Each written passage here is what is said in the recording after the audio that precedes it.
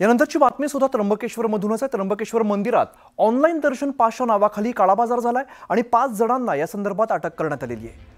12 ज्योतिर्लिंगांपैकी एक अत्यंत महत्त्वाचा असलेल्या त्र्यंबकेश्वर मंदिरात दर्शनासाठी आवश्यक असलेले जे ऑनलाईन पास आहेत ते चक्क 200 रुपयाच्या जागी 1000 रुपयांना विकण्याचा या प्रकरणाचा पर्दाफाश झालाय आणि त्र्यंबकेश्वर पोलिसांनी या प्रकरणामध्ये गावातील 5 जणांच्या टोळीला अटक केलेली आहे।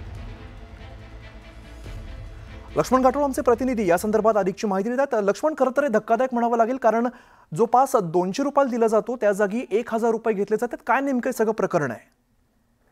अमित, खरं तर त्र्यंबकेश्वर मंदिरामध्ये देशभरातले भाविक येत असतात आणि या भाविकांची गैरसोय होऊ नये त्यामुळे काही भाविकांना ऑनलाईन पद्धतीनं पासेस देण्याचा निर्णय यापूर्वी घेण्यात आलेला होता। 200 रुपये घेऊन हा पास जो आहे तो भाविकांना दिला जातो आणि त्यामध्ये मंदिरामध्ये जाऊन या भाविकांना दर्शन जे आहे ते दिलं जात होतं।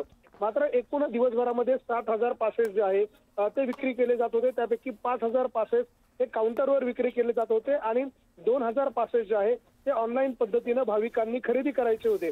अशा प्रकारची ही सवलत देण्यात आलेली होती। मात्र गावातल्या एका टोळीनं या सगळ्याची हेर ओळखल्यानंतर या गावातल्या काही मुलांनी मंदिरामध्ये येणाऱ्या भाविकांना हे 200 रुपयाचे पास जे आहे ते ऑनलाईन पद्धतीने अगोदर काढून घेतले आणि त्यानंतर अगोदर काढलेले पास जे आहेत ते दर्शन रांगेमध्ये उभे असलेल्या लोकांना आम्ही तुम्हाला पास उपलब्ध करून देतो, हा पास घेऊन तुम्हाला थेट दर्शन मिळेल अशा प्रकारचं त्यांना ज्यावेळेला सांगितलं जातं त्यावेळेला 200 रुपयाचा पास निश्चित 200 रुपयाचा पास 1000 रुपयाला अगदी विकला जातो। त्यामुळे या संदर्भात आता कारवाई काय होते लक्ष्मण हे पाहणं सुद्धा तितकंच महत्त्वाचं असेल। धन्यवाद या सगळ्या माहितीसाठी।